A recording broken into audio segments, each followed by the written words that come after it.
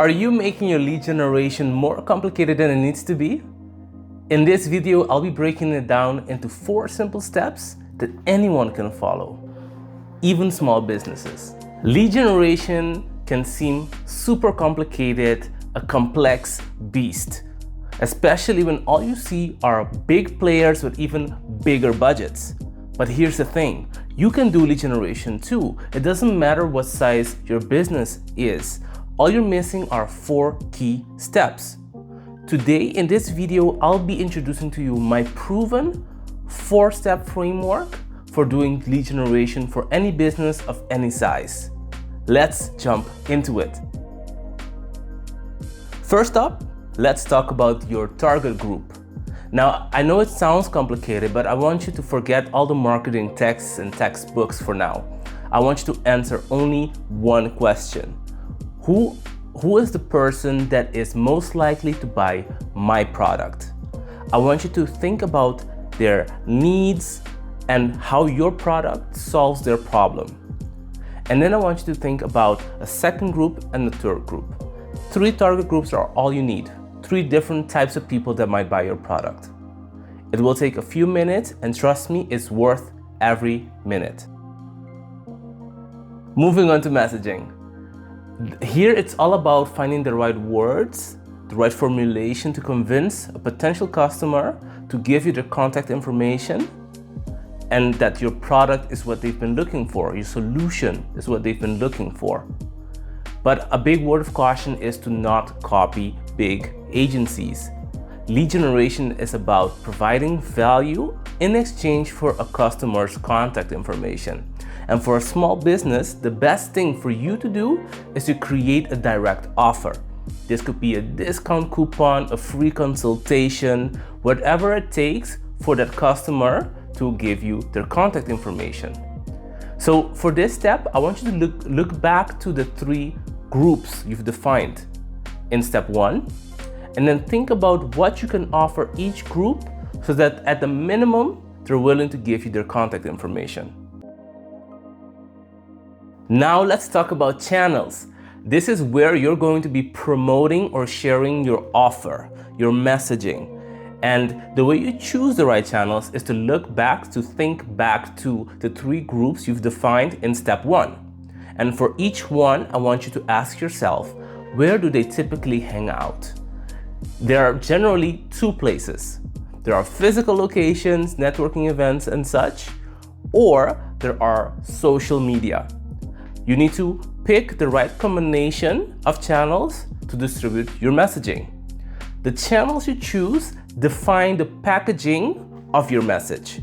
And this is like the format in which you display it. Sometimes it's a carousel, other times it's maybe just a square post with information on it. If it's YouTube, maybe it's a video going in depth on your product and then that linking to the next step, which is lead capture. But before we get into lead capture, I would like to recommend every small business to just start with Instagram and Facebook.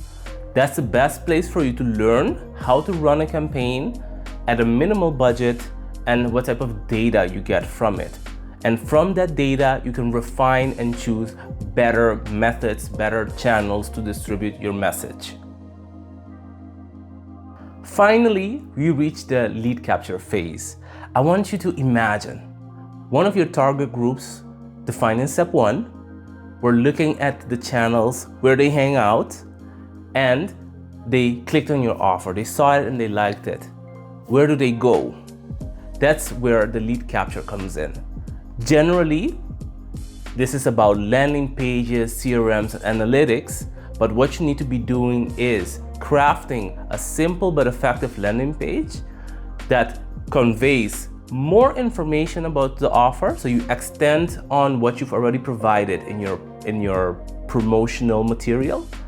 And then there's generally a form where they can give you their contact information and you have to provide then whatever you promised to give as value. The main criteria for this phase is good text, a form, and ideally that the form is integrated into a CRM that can send automated emails based on what the client filled in. In general, this is how you run your lead capture phase. Let's tie it all together. In step 1, we chose our target groups. We asked ourselves who are most likely to buy our product, and then we defined 3 different persons. In step 2, we defined the messaging or offer that would work best for each different person. In step 3, we asked ourselves, where would each of these persons hang out and are most likely to see our promotion? And then in step 4, we assumed that they clicked or one way or another indicated interest in our promotion.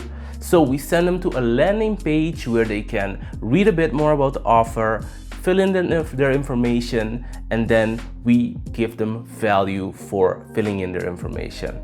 That is as simple as a lead generation funnel needs to be. Finally, lead generation is a cycle. You're always running a lead generation campaign on a monthly, quarterly, half a year, or year basis. After every cycle, you have to evaluate how it went, study the data, and then adjust for the next cycle. It's an ongoing process that improves with every cycle, and that's how you can also measure how your conversion rates reacts to the different changes you make in your campaign. Streamline the process through these 4 steps. Keep it simple, but do it. This is how you run lead generation for a small business. If you like this video, give me a thumbs up. Like it if you like it, dislike if you disliked it, and subscribe for more.